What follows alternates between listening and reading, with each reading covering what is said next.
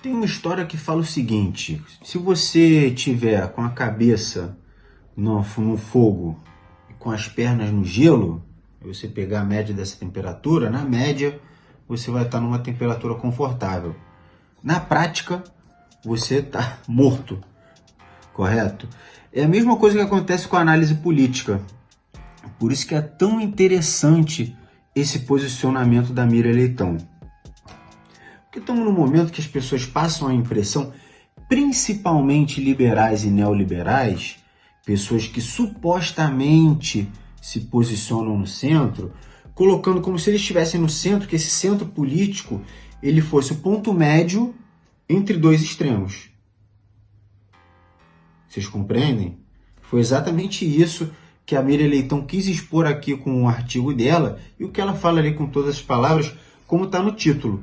Centro não é o ponto entre dois extremos. Miriam Leitão, escritora, economista, apresentadora, âncora, quando para se tratar desse assunto de economia, tem posições agudas para todos os lados. Ela cita ali os entreveros que ela já teve com o PT, inclusive constrangimento dentro de avião, nesse tipo de coisa, mas também está se vendo obrigada a se posicionar nesse momento. Eu vou pedir para a Ziza, por favor, ler ali a primeira linha fina da notícia, Ziza, tá? Que eu vou prosseguir depois disso.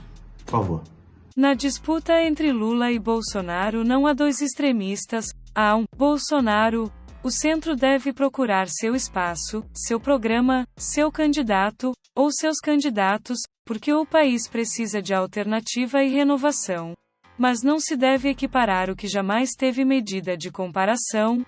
O ex-presidente Lula governou o Brasil por 8 anos e influenciou o governo por outros 5, não faz sentido apresentá-lo como se fosse a imagem, na outra ponta, de uma pessoa como o presidente Jair Bolsonaro. E a jornalista segue ali dizendo que o PT cumpriu as funções democráticas. Como vocês viram ali, ela disse que não dá para colocar o Lula como se fosse um antagonista direto, um igual ao Bolsonaro. Essa é descabido, completamente. É interessante esse posicionamento da Miriam Leitão, porque ela é uma pessoa que consegue se comunicar diretamente com essa parcela da população que fica atraída pelo centro, porque é muito fácil você se posicionar no centro. As conversas sobre política ficam cada vez mais agudas. De um lado, colocam como o PT como a origem de todo mal. Inclusive, colocam e acreditam que existe alguma culpa do PT em relação aos acontecimentos da gestão Bolsonaro. Para vocês terem ideia, que essas pessoas são loucas, né? Primeiro ano do governo Bolsonaro, ele sofreu um reflexo positivo nos números da violência em nível federal, frutos da gestão do governo Temer no ano anterior, e eles passaram o ano de 2019 inteiro bebendo nessa água, esses ganhos com os números da violência. Mas para os problemas eles remetem lá ao governo petista. Então, quando a Miriam Leitão faz um artigo desse, se posiciona dessa maneira, entrando em contato com essa fatia que se declara de centro, isso é muito positivo, porque se você compara o Bolsonaro ao Lula, esse centro onde você está mais próximo do Bolsonaro do que do Lula, que na prática é o que acontece.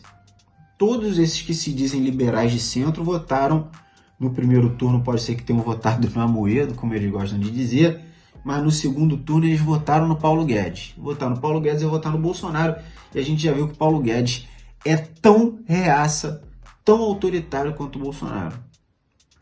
E outra coisa que eu vi nesse artigo da Miriam Leitão que eu gostei muito é quando ela cita um general. Ela não cita esse general, não cita quem é, mas é uma fonte que ela tem, que comentou acerca dos arroubos autoritários do Bolsonaro e disse que toda vez, segundo essa fonte dela, toda vez que o Bolsonaro se declara detentor dessa força toda, que ele fala o meu exército, e foi lá em Manaus e disse que ia intervir nos estados, toda vez que ele declara essa força, na verdade ele está demonstrando que ele não tem essa força. É muito positivo saber disso também. acreditando na fidedignidade da fonte. Muito positivo isso, porque a gente vive realmente um momento que temos um presidente que nos deixa temeroso de que ocorra um golpe de Estado.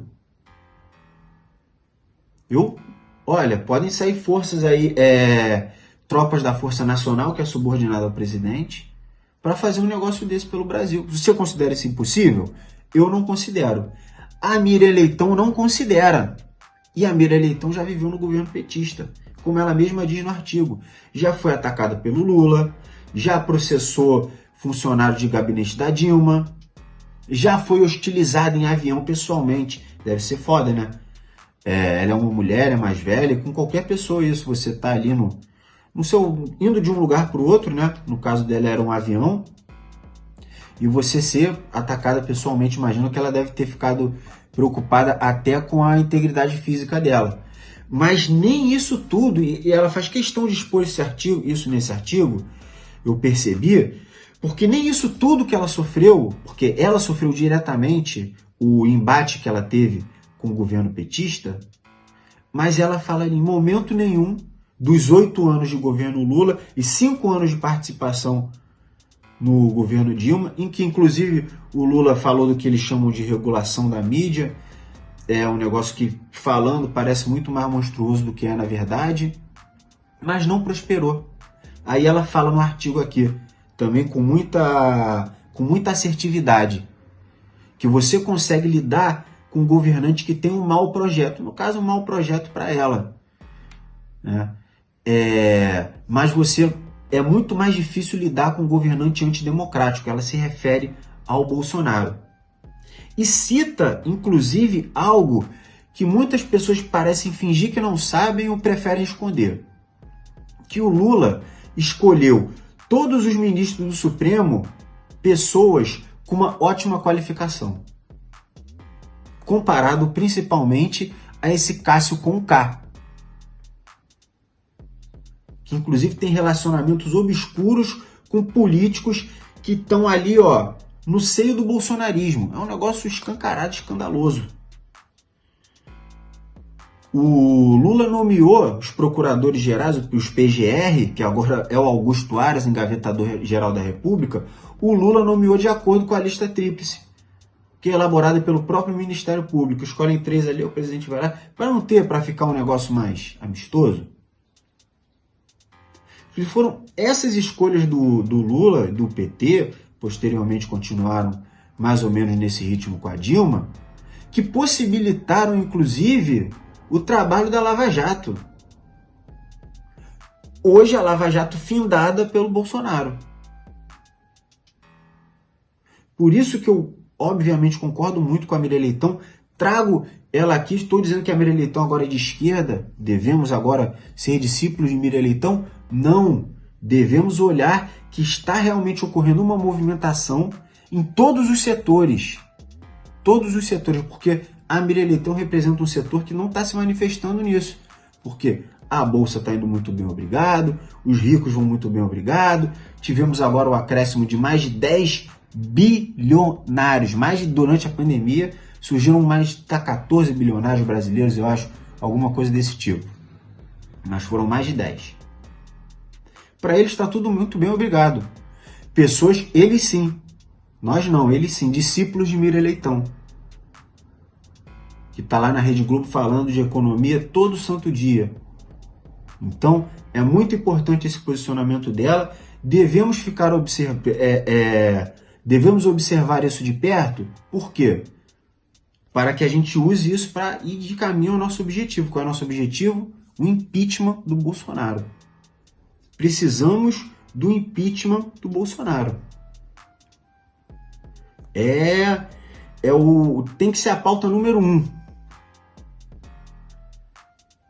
Precisamos atravessar isso quanto antes. Só vai atravessar isso primeiro tirando o Bolsonaro.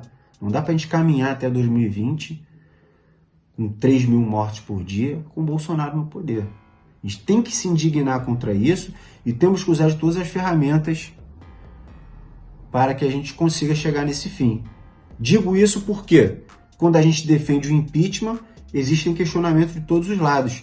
Inclusive em 2022 também, quando tiver um candidato de esquerda, um candidato progressista, diante do Bolsonaro, você tem informações dessa. Se tiver o Bolsonaro lá, espero que não esteja, ou que esteja outro extremista como ele. Você falou, não são opostos, não é teoria da ferradura, não. Não tá um de um lado e um do outro. O centro não é o ponto médio. Não sou eu que digo, não é você que diz. É a liberal Miriam Leitão. Então vamos fazendo essa força pelo impeachment, você já sabe.